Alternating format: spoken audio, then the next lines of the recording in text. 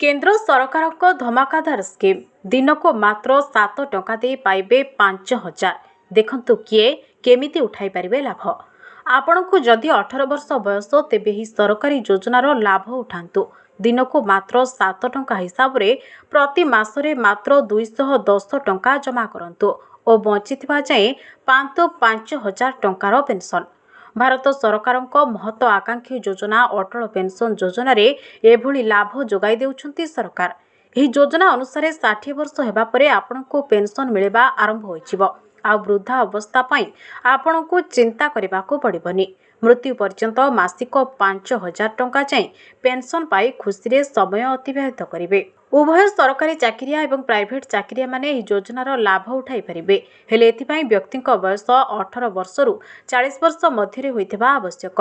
तेबे विशेष करी अणसंगठित क्षेत्र कर्मचारी को ध्यान रे रखी केंद्र सरकार एही अटल पेंशन योजनार आरंभ करिसेंती।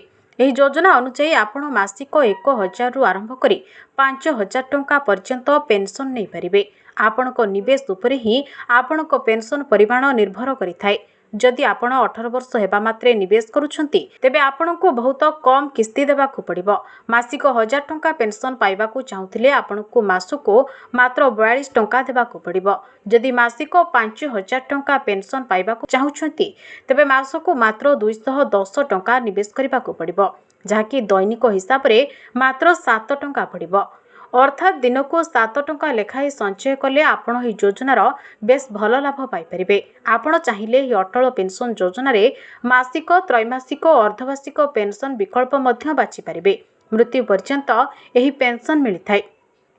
जदि हिताधिकारी मृत्यु हुए तेबे तांको स्त्री किंबा नोमिनी को एही पेंशन मिलिबार नियम रहिछि। से बंचिथिबा जाए तांको मध्य पेंशन मिलिबो। एही योजना रे शामिल हेबा पई बैंक रे आपणकर एक जमा खाता रहिथिबा दरकार।